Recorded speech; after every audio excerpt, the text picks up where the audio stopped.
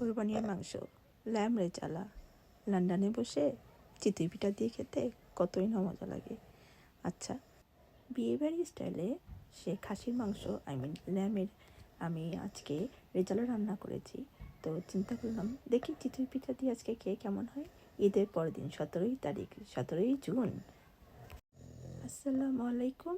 আর আজকে আপলোড করছি ল্যাম রেজালা চিতই পিঠা। শেয়ার আর সাবস্ক্রাইব করতে ভুলবেন না যদি ভালো লাগে। কোরবানির মাংস দিয়ে চিতই পিঠা। চিতই পিঠা এটাকে বলে খাজি খোলা পিঠা, আমাদের এলাকায় বলে খাজি খোলা পিঠা।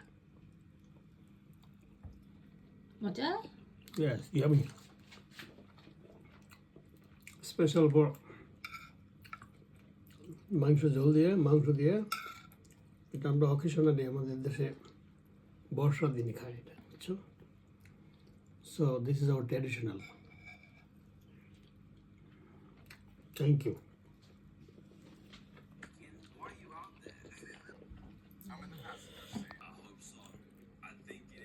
Cherry on the top.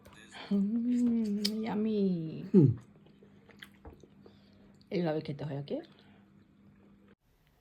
Viewers, আপনাদের পছন্দ হলে, ভালো লাগলে শেয়ার করে দিবেন ভিডিওটা এবং সাবস্ক্রাইব করে দিবেন।